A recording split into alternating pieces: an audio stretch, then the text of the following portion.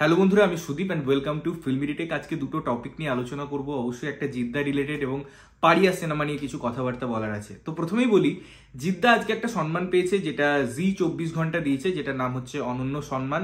তো এই পার্টিকুলার যে সম্মান, সেটা নিয়ে কথা বলার কেন দরকার পড়লো?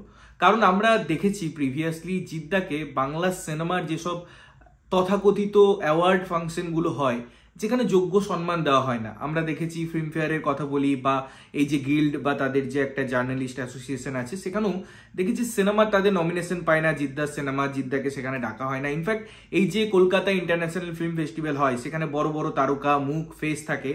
মূল মঞ্চে আমরা দেখি সিরিয়ালের আর্টিস্টরা গিয়ে বসে, বাট সেখানে জিদ্দাকে আমরা দেখতে পাই না।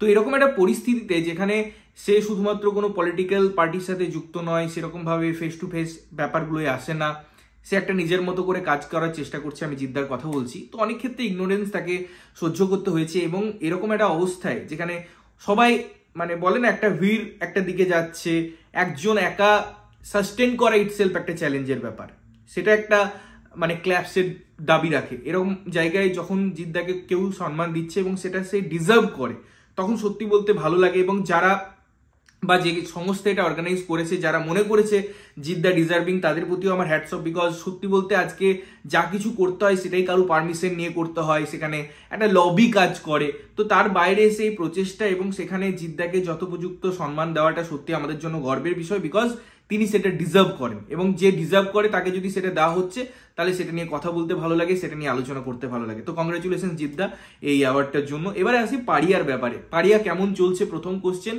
তার থেকেও আগে কথা হচ্ছে, পারিয়া কিন্তু অলরেডি হিট, সেটা তাদের টিম ডিক্লেয়ার করেছে। এবারে এই হিট ডিক্লেয়ার করাটার পিছনে আমরা এই জন্য কথা বলছি, কারণ আমরা এর হিস্ট্রিটা দেখেছি। আমরা বুক মাই শোতে দেখেছি ফিলিং ফার্স্ট, আমরা বুক মাই শোতে দেখেছি অনেক শো হাউসফুল। সুতরাং এটা বলা যায়, এবং খুব বড় বাজেটের সিনেমা এটা কখনোই ছিল না।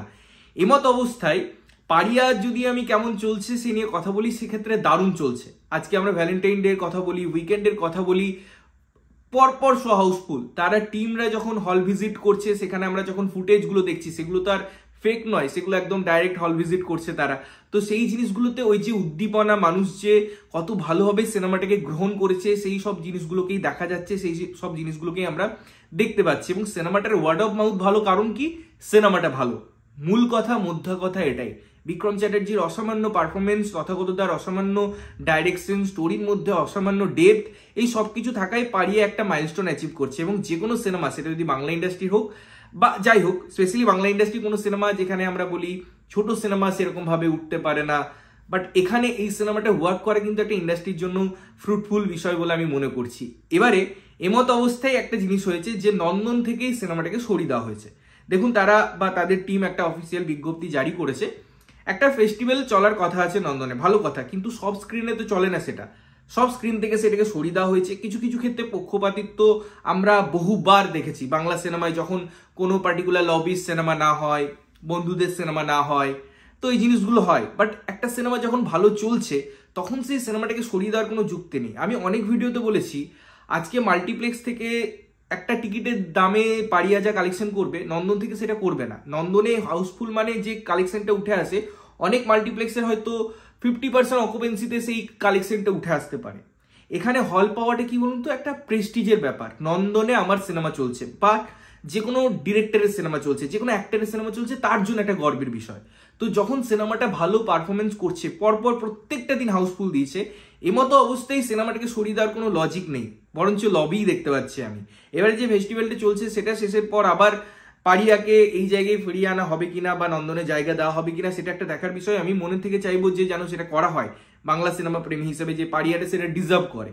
বাট একটা হ্যাঁ পজিটিভ দিক আছে, সেকেন্ড উইক আমরা লিস্ট দেখতে পাচ্ছি, সেখানে বহু লিস্ট বা বহু হলের সংখ্যা বেড়েছে। বীরভূমে সিনেমাটা আসেনি রিলিজের সময়, সেক্ষেত্রে SBF গীতাঞ্জলি বা বোলপুরে সিনেমা রিলিজ করছে, আরো একটা সিনেমা রিলিজ করছে। এরকম আরো অনেক জায়গা আছে যেখানে সিনেমাটার হল বৃদ্ধি পেয়েছে বা শো সংখ্যা বেড়েছে, যেটা একটা খুব পজিটিভ দিক। এবং সত্যি বলতে যে সিনেমাটা ভালো চলছে, সেই সিনেমাটা এটা ডিজার্ভ করে, এটা হবে, এটাই তো স্বাভাবিক। আজকে আমি দুর্গাপুরে দেখেছি, সেখানে অনেক সিনেমা বা 3টে জায়গায় সিনেমাটা চলছিল, সেখান থেকে সরিয়ে মাত্র এখন একটা জায়গায় চলছে। আমি জানি না সেখানে লোকজন সিনেমাটা দেখতে যায়নি বা লোকের কাছে পৌঁছায়নি, কোনোটা আমি জানি না। বাট আমি যখন দেখতে গেছিলাম, ভালো সংখ্যক দর্শক ছিল। তো যাই হোক, আমি বলবো সিনেমাটাকে একটু অপরচুনিটিও দেওয়া উচিত ছিল।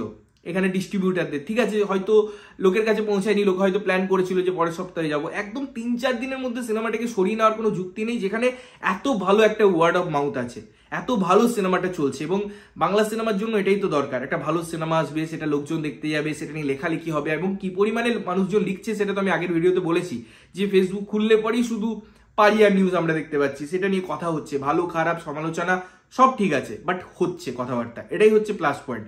তো যাই হোক, পারিয়া সুপার হিটের দিকে অগ্রসর করেছে, এটা ব্লকবাস্টার হোক, আমি চাই। ভালো ওপেনিং পেয়েছে 2024-এ বাংলা সিনেমা, তো পুরো টিমকে কংগ্রাচুলেশনস। এবং আপনারা যদি সিনেমাটার পাশে থাকেন, আবার হয়তো নন্দনে ফিরে আসবে সিনেমাটা, এই সিনেমাটা নিয়ে আপনারা আরো লিখুন, আপনারা যদি এখনো দেখতে যাননি অবশ্যই গিয়ে সিনেমাটা দেখুন, দেখে সে জানান কেমন লাগলো। দেখা হচ্ছে অন্য কোনো ভিডিওতে, ততক্ষণের জন্য ভালো থাকবেন, সুস্থ থাকবেন এবং সবসময় ভালো জিনিস দেখবেন। চ্যানেল যদি প্রথমবার দেখছেন, লাইক কমেন্ট শেয়ার করতে হবে, সাবস্ক্রাইব করতে হবে, যাতে প্রত্যেক নোটিফিকেশন আপনার কাছে পৌঁছায়। ততক্ষণের জন্য টাটা।